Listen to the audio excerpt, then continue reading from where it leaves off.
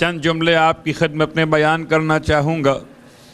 یقیناً کوئی عبادت ایسی نہیں ہے، کوئی مقام ایسا نہیں ہے اس عبادت یا مقام کے بارے میں امام جعفر صادق علیہ السلام کی رہنمائی موجود نہ ہو۔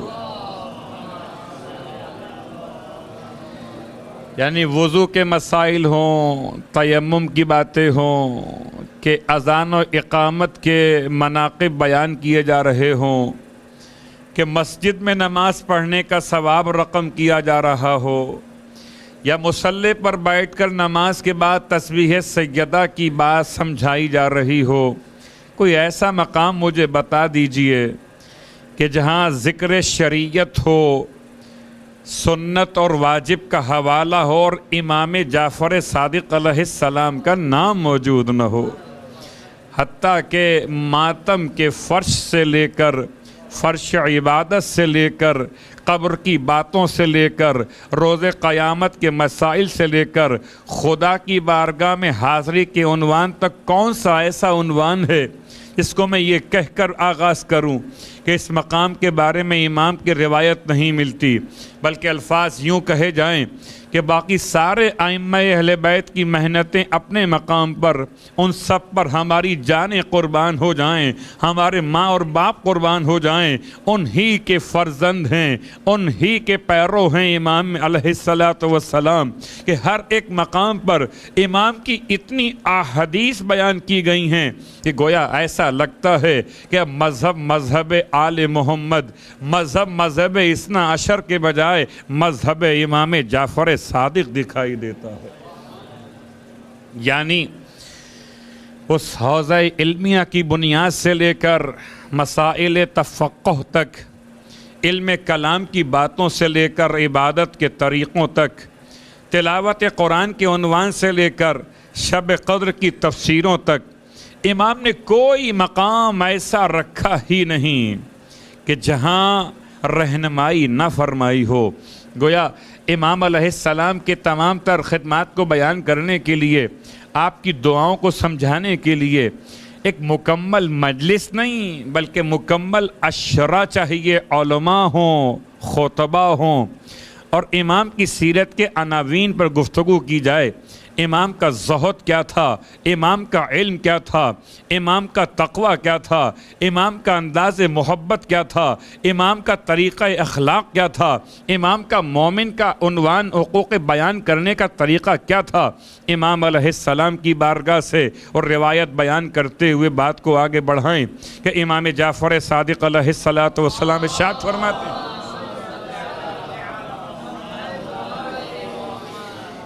اور اس روایت سے آغاز اس لیے کر رہا ہوں کہ روایت آپ نے ہزار بار سنی ہے، بارہا سنی ہے اور سنتے رہیے گا کہ اس روایت کا ایک تعلق انسان کی دنیا سے ہے اور ایک تعلق انسان کی آخرت سے۔ امام ارشاد فرماتے ہیں، اذا مات ابن آدم، جب فرزند آدم دنیا سے انتقال کر جاتا ہے، جب کسی انسان کی موت واقع ہو جاتی ہے، انقطع عملہ عن الدنیا الا عن ثلاث، تو اس کے تمام دنیا سے تعلقات منقطع ہو جاتے سوائے 3 تعلقات کے۔ تمام تر اشیاء سے تعلقات ختم ہو گئے۔ کل تک یہ مکان میرا تھا، جب میں نہ رہا تو یہ مکان بھی میرا نہ رہا۔ اب یہ مکان کس کا ہے؟ کہ اب یہ مکان ورثاء کا ہے، اب یہ مکان صاحبان حقوق کا ہے۔ کل تک یہ لباس میرا تھا، اب یہ لباس میرا نہ رہا۔ کل تک یہ مال میرا تھا، اب یہ مال میرا نہ رہا۔ اور اس حد تک امام کے الفاظ نے انسان کو متوجہ کیا۔ ارشاد فرمایا کہ 3 چیزیں ایسی ہیں جو انسان کے مرنے کے بعد بھی اس کے ساتھ ساتھ باقی رہتی ہیں، رابطہ باقی رہتا ہے۔ وہ 3 باتیں کون سی؟ ارشاد فرمایا، صدقۃ جاریہ، ایک صدقہ جاریہ جو انسان کی موت کے بعد بھی اس سے منقطع نہیں ہوتا۔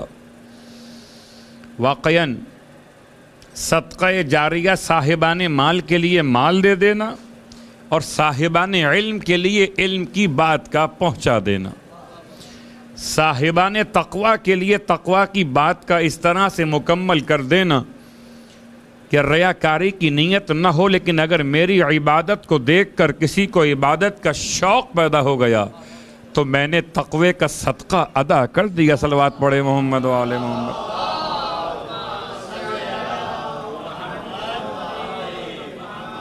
ایسا ہوتا ہے، ایسا ہوتا ہے، یہ اس میں کوئی شک نہیں ہے۔ یہ اپنے مقام پر ہے کہ انسان کہے کہ اول کون ہے، سابق کون ہے، جس نے تشویق دلائی وہ کون ہے۔ ایک چھوٹی سی روایت، اللہ کے رسول کی بارگاہ میں ایک شخص سائل نے سوال کیا ہے کہ مجھے امداد چاہیے، ہے کوئی میری امداد کرنے والا؟ اللہ کے رسول کی بارگاہ میں تمام لوگ بیٹھے ہوئے۔ ایک مرتبہ ایک صحابی نے اٹھ کے اس کی امداد کی ہے، اور اس کی امداد کو دیکھ کر باقی آہستہ آہستہ لوگ اٹھنے لگے اور اس کی امداد کرنے لگے۔ ہوتا ہے ہمارے یہاں، اس کو کہتے ہیں کہ جیسے لوگوں کا رویہ ہو ویسے باقی لوگ بھی اسے اختیار کر لیتے ہیں۔ یا مثال میں بڑی آسان دوں، وہ بہت غلط مثال تھی، میں نے روک لی۔ آج کل ٹریفک کے مسائل میں رانگ سائڈ چلنا ایک ایسی روش بن گئی کہ ایک گاڑی اگر غلط چل رہی ہے تو اس کے پیچھے پیچھے اور گاڑیاں بھی راستہ بنا لیتی۔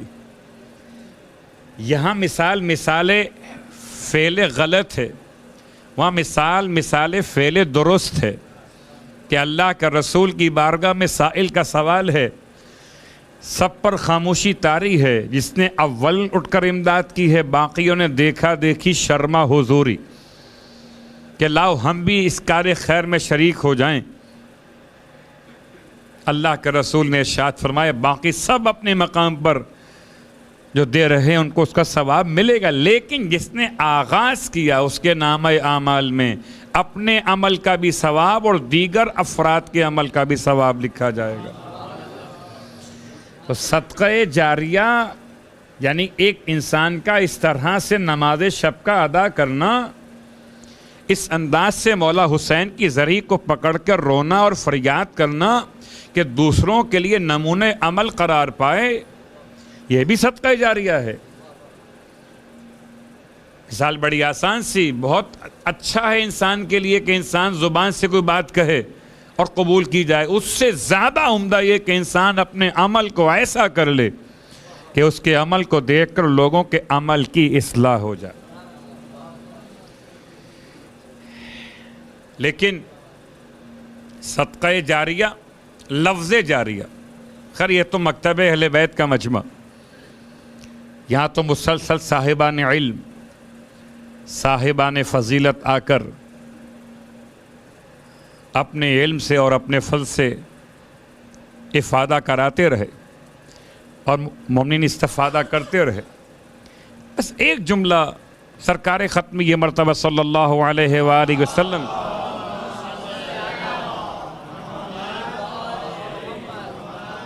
صدقہ جاریہ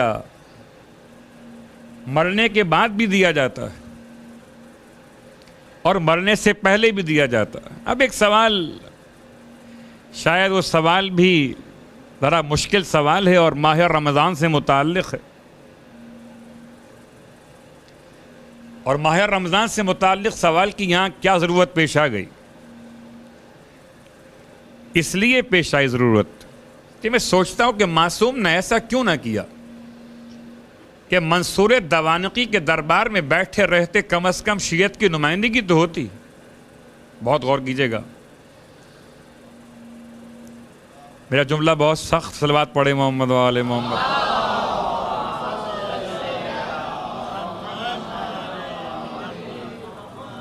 کیا مطلب؟ آسان کر لیتے ہیں مطلب کو، کہ جب فقہ بنائے جا رہے تھے، جب امام کے نام نہاد شاگردوں کو امام بنایا جا رہا تھا اور درباروں میں ان فقہ کے ائمہ کی نمائندگی خود ان کے اپنے وجود سے یا ان کے مبلغین سے ہو رہی تھی، تو تلاش کیجئے کہ کیا ائمہ اہل بیت نے ان دربار ہائے شر اور فتنہ و فساد میں کسی اپنے نمائندے کو معین کیا تھا کہ جی مکتب اہل بیت کا کوئی نمائندہ بیٹھا ہوا تو ہو؟ اگر ائمہ اہل بیت نے دربار باطل اور فتنہ و فساد میں اپنے کسی نمائندے کو معین نہیں کیا تو آج کا کوئی بھی شخص یہ کہہ کر کسی فتنہ و فساد کی محفل میں جا کر بیٹھنے کے جواز کو تلاش نہ کرے کہ ہم تو شیعت کی نمائندگی کر رہے ہیں۔ صلوات پڑھیں محمد و آل محمد۔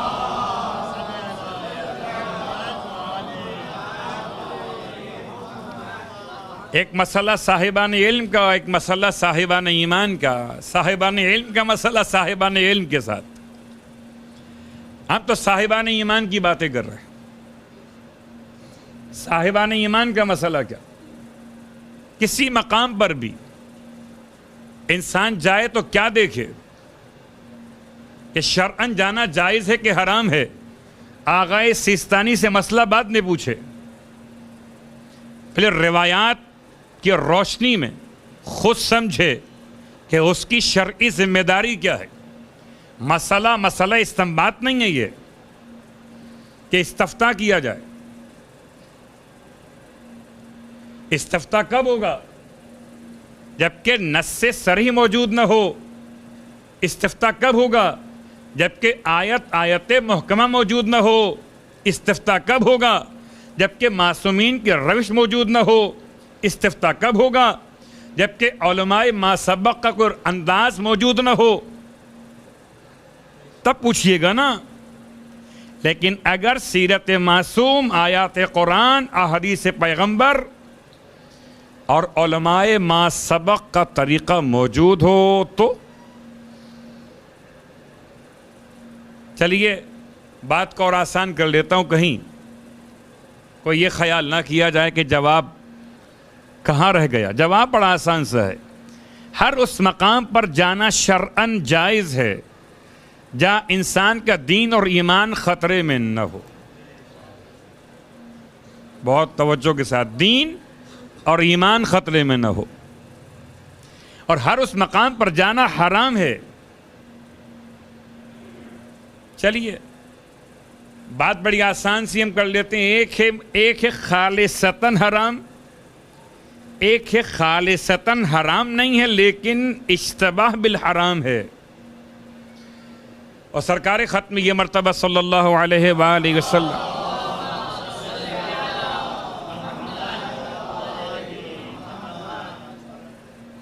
اللہ کے رسول ان دونوں مقامات سے بالکل الگ ہیں۔ یہودیوں نے پیغمبر کا امتحان لیا تھا کہ ہم نے سنا کہ پیغمبر کی پہچان یہ کہ وہ حرام نہیں کھا سکتے۔ پہچان کیسے ہو؟ اختبار کیسے کیا جائے؟ کہ جملہ ہے واقعے کا، تاریخ کا، کہ ایک ایسا گوشت کہ جو حیوان چوری کیا گیا تھا، اس کے گوشت کو تیار کر کے پیغمبر کی بارگاہ میں بھجوایا گیا۔ جن کا مسئلہ شرعی مختلف تھا ان کے لیے اور بات تھی، پیغمبر نے ہاتھ بڑھایا ہی نہیں۔ پوچھا گیا آپ کیوں نہیں کھاتے؟ یہ تو حلال ہے۔ ارشاد فرمائے میرے پروردگار نے مجھ پر مال حرام سے اجتناب لازم قرار دیا، اور میرا پروردگار حرام سے میری حفاظت فرماتا ہے۔ پھر آزمایا گیا، اچھا یہ مال حرام تھا، خالصتاً چوری کا مال تھا، اب مال حرام اشتباہ کیا جائے جو حرام سے مشتبہ ہو، اس سے اختبار کیا جائے۔ بغیر پیسے دیے ہوئے ادھار پر لے لیا، نیت یہ تھی کہ دیں گے نہیں، نیت یہ تھی کہ دیں گے، اور اس کے بعد لے کر اللہ اکبر پیغمبر کی بارگاہ میں پیش کیا گیا۔ آپ نے ہاتھ پھر روک لیا، پوچھا گیا اب کیا مسئلہ ہے؟ کہ میرے پروردگار نے جیسے مجھے حرام سے بچایا ویسے مجھے اشتباہ بالحرام سے بچایا ہے۔ انسان مکروہات سے کیوں بچنا چاہتا ہے؟ تاکہ محرمات کا زینہ نہ قرار پائے۔ ماہ رمضان، راتیں متبرک، اور پھر ایسے پروگرامز میں شرکت دینی سوالات کے نام سے، انبیاء کے قصوں کے نام سے، اور مولائے کائنات کے فضائل کے بیان کے نام سے. تو کیا مولائے کائنات کے فضائل اگر بیان ہوں دربار حاکم شام میں، تو کیا حاکم شام کے دربار میں جا کے بیٹھنے کی اجازت ہو گئی؟ یہ کہہ کر کہ ہم مجلس ولایت علی ابن ابی طالب میں شرکت کے لیے جا رہے ہیں، نہیں.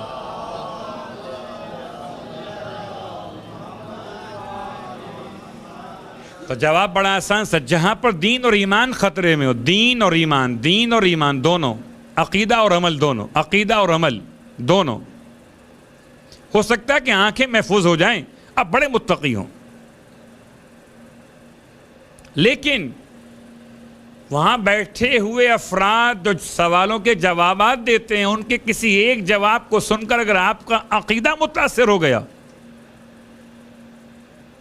اس کا علاج کیا کیجیے گا؟ خیر، بہت ساری باتیں، میں کون کون سی مثالیں بیان کروں. کبھی سوچئے گا کہ نائی کی دکان پر جاتے ہوئے کبھی تصور کیا ہے کہ نائی سے رقم واپس لینا کھلے کراتے ہوئے اشتباہ رکھتا ہے؟ کیا مطلب ہے؟ کہ نائی دو کام کر رہا ہے، ایک جائز کر رہا ہے، ایک حرام کر رہا ہے. اس کا مال حلال مخلوط بحرام ہے. جی میڈیا پر تو نعتیں بھی آتی ہیں. مجھے بڑا خیر افسوس ہوا تمام مسائل کو معلوم کرتے ہوئے. صدقہ جاریہ بہت ڈر لگتا ہے کہ اگر کوئی صاحب علم اپنے مخصوص لباس کے ساتھ کسی ایسے مقام پر تشریف فرما ہو کہ اس کے بیٹھنے سے لوگوں کو تشویق پیدا ہو، تو یہ صدقہ جاریہ عذاب جاریہ ہے. تشویق پیدا ہو کہ میں نہیں جاتا تھا، میں اس لیے جاتا ہوں کہ آپ بھی جاتے ہیں. امام فرماتے ہیں کہ انسان جیسے ہی مرے گا اس کے سارے رشتے ختم ہو جائیں گے. اللہ اکبر. انقطع عملہ عن الدنیا، صرف 3 رہ جائیں گے. ایک صدقہ جاریہ، جاریہ مطلب جو مسلسل ہو، جو کبھی ختم نہ ہو، جو بڑھتا رہے. ایک دے کر گئے تھے، 1 سے 10 بنے، 10 سے 70 بنے، 70 سے 700 بنے، 700 سے ہزاروں اور لاکھوں میں تقسیم ہو جائے. صدقہ جاریہ جو کبھی کم نہ ہو. پھر امام فرماتے ہیں دوسرا سنت حسنہ، یعنی انسان دنیا سے چلا گیا، اگر کوئی ایسی روش قائم کر کے گیا جس پر لوگ عمل کر رہے ہو. اب یہ خاندانوں کی مثالیں ہیں، میں کیا کسی کا نام لوں؟ ہمارے یہاں تو بڑے مسائل ہیں. لوگ عقیدت کی عجیب عجیب باتیں کرتے ہیں اور عقیدت کی باتوں کو عقیدہ کہتے ہیں. اب بات کی جائے قوال کے اعتبار سے تو صابری کی بات تو کر رہے تھے، یا بات کر رہے تھے وہ عبدالستاریدی کی. حیرت ہے کہ ہمارے یہاں کیا کریکٹر موجود نہیں ہیں، کہ ہمارے یہاں آئیڈیل موجود نہیں ہیں. کیا شیخ مفید سید مرتضی علم الہدیٰ، کیا آغائے بہجت آغائے وحید خراسانی اور سید حسن نصر اللہ، یا اور بہت سارے ایسے کہ جن کے نام بہت کم مشہور ہیں، بہت لوگ موجود ہیں. اگر روش قائم کرنا چاہتے تو ان کی روش قائم کیجئے. کوئی ایسا نظام بنا کے جائیے خاندانوں میں. مشترکہ مجلس ایصال ثواب روش ہے، مشترکہ شادیاں روش ہے، شادیوں میں کھانے کی کمی روش ہے، جہیز کو مناسب انداز میں لے کر آنا روش ہے، اسلامی شادی کا انداز اختیار کرنا روش ہے، نکاحوں کا امام بارگاہ میں انعقاد روش ہے، قائم کیجئے۔ اپنے علاقے میں دعائیں توسل و دعائیں ندبہ کا عنوان قائم کیجئے، روش ہے۔ اور جو اچھی روش قائم کرے گا، امام جعفر صادق علیہ السلام ارشاد فرماتے ہیں،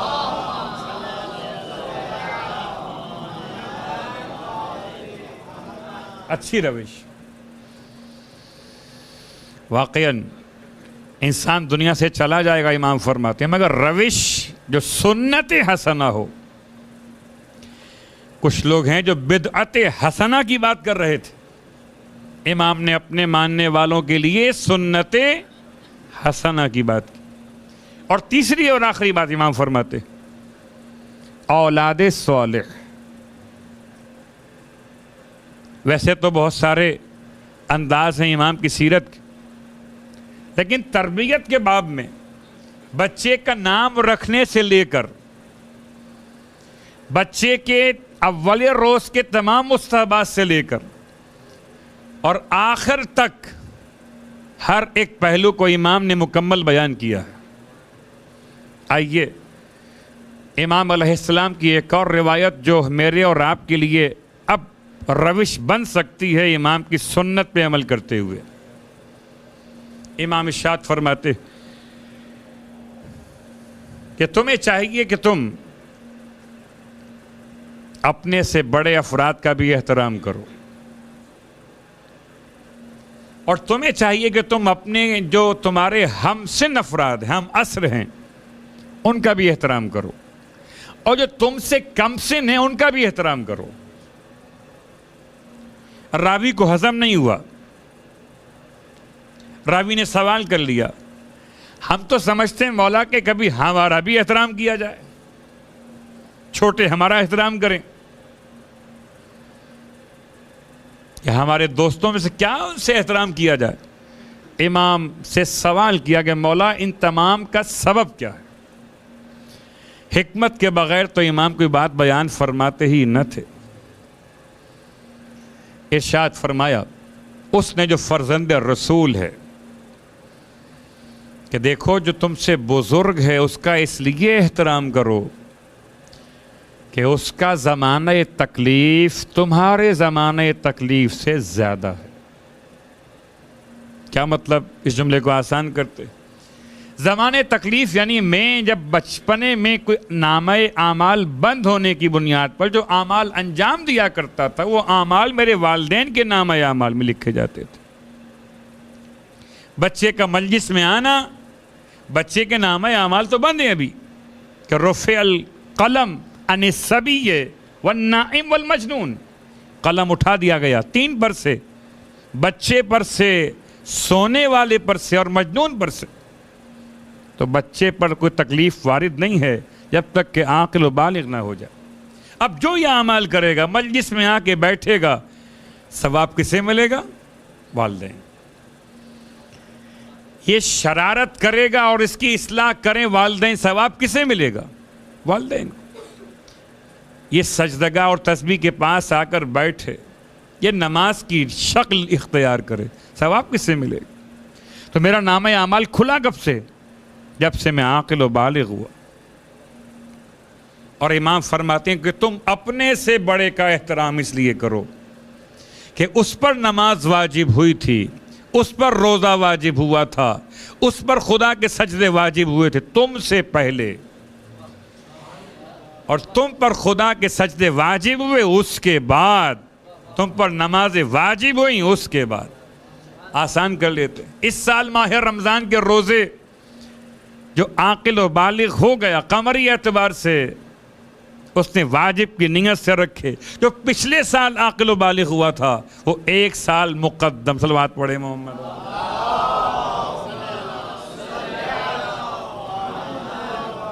بڑا فرق۔ اپنے سے بزرگ، ہمارے یہاں لوگ کوتاہیوں سے احترام کا معیار بناتے ہیں. یہ گناہ گار ہے، یہ خطا کار ہے، یہ معصیت کار ہے، اس سے کیا ملنا، ارے یہ تو مومن نہیں ہے، اس کا احترام کیا کرنا. امام نے معیار کو تبدیل کیا. پھر ارشاد فرمایا، مولا نے سوال کے جواب میں جب وہ کہتا ہے مولا اپنے کے جو ہم برابر ہیں ہم سے نے، ان کا احترام کس بنیاد پہ کیا جائے؟ امام فرماتے ہیں ان کا احترام اس لیے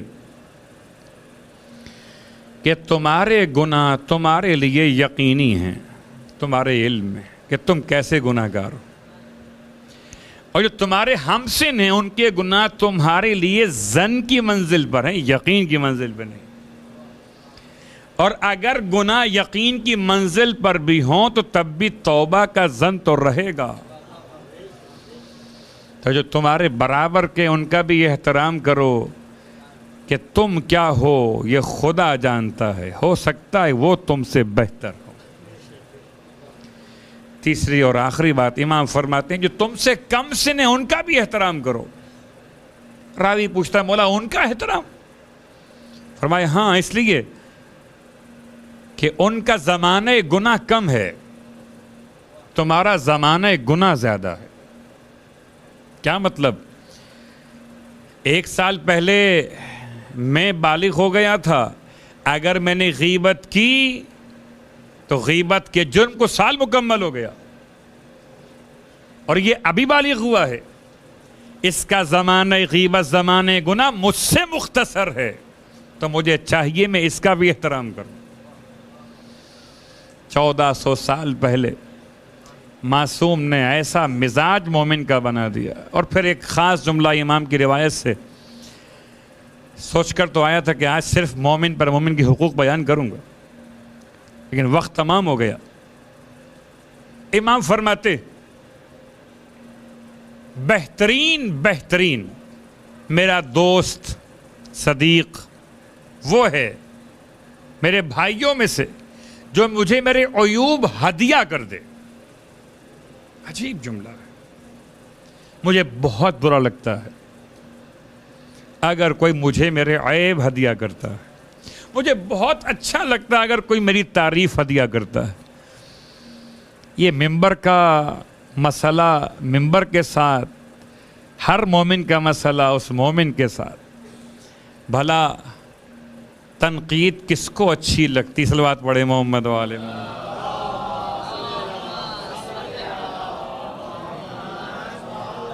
دیکھیے کسی بھی روایت کو ہم مطلقاً سب پر نافذ نہیں کر سکتے.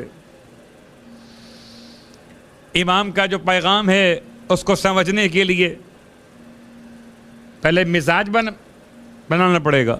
امام فرماتے ہیں میرا بہترین دوست وہ ہے میرے بھائیوں میں سے جو میرے عیوب مجھے ہدیہ کر دے، مجھے بتائے کہ میرے عیوب کون سے،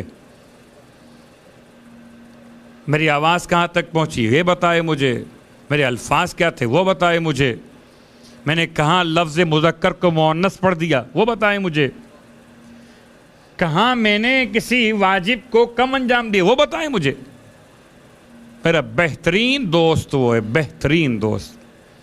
اور آپ یقین کریں کہ میں اور آپ ہم سب ملا کر آج کے دور میں سب سے بدترین دوست وہ ہے ہمارا جو ہمارے عیب ہمیں بار بار بتلائے کہ جی بیٹی کو کہاں بیاہ دیا، اچھا فیصلہ نہیں کیا، بہو کے ساتھ آپ نے کیا کیا، یہ ظلم کر دیا، یہ اپنی بہن کے ساتھ کیا کیا، اس کا حق میراث ضبط کر لیا. آج کسی مومن کو مومن کچھ کہے تو برا لگتا ہے. خدا معلوم امام جعفر صادق علیہ السلام کن الفاظ میں ادا کر رہے تھے، کیا الفاظ تھے. پھر ارشاد فرماتے ہیں ایک اور روایت میں کہ جو شخص من وعظ اخاہ سرا، اس نے اپنے بھائی کو نصیحت کی پوشیدہ طور پر، فقد زانہ، اس نے اپنے بھائی کو زینت دے دی. جس نے اپنے بھائی کو پوشیدہ طور پر نصیحت کی. آپ کو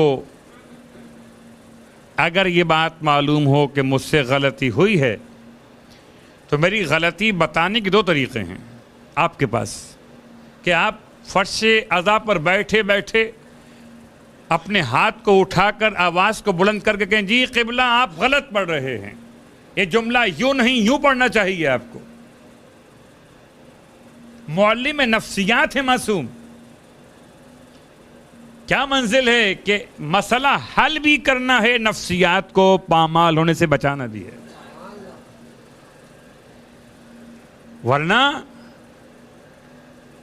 ہر کس و ناکس ہر دوست بیٹھ کر فرش عزا سے کہہ دے کہ جی آپ غلط پڑھ رہے ہیں اور لوگ قبول کر لیں۔ امام نے فرمایا من وعظ اخاہ سرا، مجلس پڑھنے کے بعد کاش کہ ہم جیسے طلباء میں اتنی ہمت و برداشت ہو کہ صاحبان ایمان کی نصیحتوں کو قبول کر سکیں۔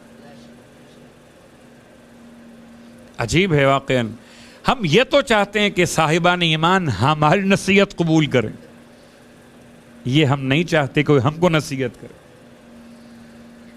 حالانکہ نصیحت ہو یا کوئی اچھی بات ہو کسی مومن کی زبان پہ جاری ہو، یہ خدا بہتر جانتا ہے۔ اور خود امام جعفر صادق علیہ السلام اپنے مشورے کے بعد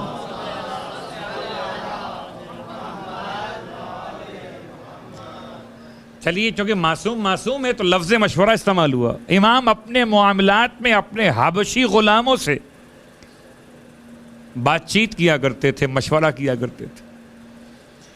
لوگوں نے پوچھا مولا یہ حبشی غلام اور یہ آپ کو کیا مشورہ دیں گے؟ ان کے نہ علم اتنا، نہ ان کی عقل اتنی، نہ ان کی سمجھ اتنی۔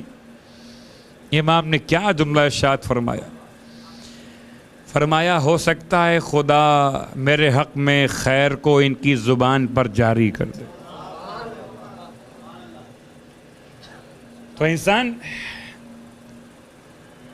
اگر مومن اپنے کسی مومن بھائی میں کوتاہی ملاحظہ کرے تو ایک طریقہ یہ کہ سب کے سامنے کہہ دے۔ سب کے سامنے کہا تو فقط شأنہ ومن وعظ اخاہ علانیۃ فقط شأنہ، وہ لفظ امام نے استعمال کیا جو سورہ الکوثر میں خدا نے استعمال کیا، ان شأنک ھو الابتر۔ اگر کسی نے اپنے بھائی مومن کو سب کے سامنے نصیحت کی تو اس نے اس کی دشمنی اختیار کر لی، اس سے دشمنی کا اظہار کر دیا۔ اور اگر پوشیدہ طور پر نصیحت کی، تنہائی میں لے جا کر نصیحت کی، تو اس نے اپنے بھائی مومن کی زینت کا کام انجام دے دیا۔ مجھے حیرت ہے، افسوس بھی ہوتا ہے کبھی کہ اگر میرے یہاں پر کچھ لگا ہوا ہو تو کتنے ملنے والے میرے قریب آتے ہیں، کچھ کہنا چاہتے ہیں، کچھ رک جاتے ہیں۔ کبھی ایسا ہوتا ہے کہ ہم آبا الٹی پہن کر مجلس پڑھنا شروع کر دیتے ہیں۔ اب کوئی کہنا بھی چاہتا ہے کہ مولانا آبا الٹی ہے آپ کی، سیدھی کر لیجئے، یا امامہ اپنے ترچھا پہن لیے، سیدھا پہن لیجئے۔ یہ مثال میں بڑی سادہ سی دے رہا ہوں کہ وہ ممبر کا تقدس بھی رہے اور مثال بھی واضح ہو جائے۔ اور اپنی ذات کو میں پہلے پیش کر رہا ہوں، صلوات پڑھے محمد و آل محمد۔ ہو سکتا کہ کوئی کہنا چاہتا ہے مجھ سے اور کہ نہیں کہہ پا رہا، لیکن پھر بھی ہمت کر لیتا ہے، اور کرتا کیسے ہے؟ اس کا طریقہ کار کیا ہوتا ہے؟ قریب آتا ہے، مولانا ایکسکیوز می، ذرا توجہ کیجیے گا، یس سوری پلیز مولانا یہ آپ کا یہ شاید یہاں کچھ لگا ہوا ہے، اگر اس کو ہٹا تو اس کا یہ ہٹانے کا انداز کتنا اچھا لگتا ہے۔ لیکن یہ مومن ہمت کیوں نہیں کرتا جب مجھے غیبت کرتے ہوئے دیکھتا ہے، جب مجھے تہمت لگاتے ہوئے دیکھتا ہے، جب مجھے نماز کے وقت میں کسی اور کام میں مصروف بالکل خاص طور سے دیکھتا، ہمت کیوں نہیں کرتا کہ میری اصلاح کر دے؟ حق ہے مومن پر مومن کا کہ اگر اسے کسی برائی میں مبتلا دیکھے تو اس کی اصلاح کرے، مگر کیسے؟ من وعظ اخاہ سرا، پوشیدہ طور پہ کر۔ اس لیے کہ لباس تبدیل کیا جاتا ہے تنہائی میں، اور لباس میرے بدن کے عیب چھپاتا ہے۔ سب کے سامنے یہ عیب ظاہر نہیں ہوتے، جو کہ لباس عیب چھپا لیتا ہے۔ اگر کوئی مومن میرا لباس بننا چاہتا ہے تو تنہائی میں میرے عیبوں پر پردہ ڈال دے، تاکہ جب سب کے سامنے عجیب کیفیت ہے واقعاً۔ خود پسندی اتنی طاری ہو گئی ہے کہ اپنے علاوہ کسی اور کی تعریف سننا قبول نہیں ہے، تو میں اپنے مومن بھائی کی زینت کیوں بنوں، اس کی کوتاہیاں کیوں دور کروں؟ میں تو چاہتا ہوں کہ وہ اور کوتاہی کرے تاکہ اس کی منزلت کم ہو اور میرا مقام بڑھتا چلا جائے۔ عجیب کیفیت ہے، خدا معلوم ہم کب جعفری بنیں گے۔ صرف فقہ جعفر صادق پر عمل کر لینے سے انسان جعفری نہیں ہوتا۔ ارے وہ تو امام مالک کے ماننے والے، امام ابو حنیفہ کے ماننے والے، امام شافعی کے ماننے والے جب کسی مشکل میں گرفتار ہوتے ہیں تو فقہ امام جعفر صادق ان کو مشکل سے نکال لیتا ہے۔ اگر کوئی وقت مشکل میں امام جعفر صادق کی فقہ پہ عمل کر رہا ہو تو جعفری نہیں ہوا ہے جب تک کہ سیرت جعفر صادق کو اختیار نہ کر لے۔ برحمتك يا أرحم الراحمين وصلى الله على محمد وآله الطاهرين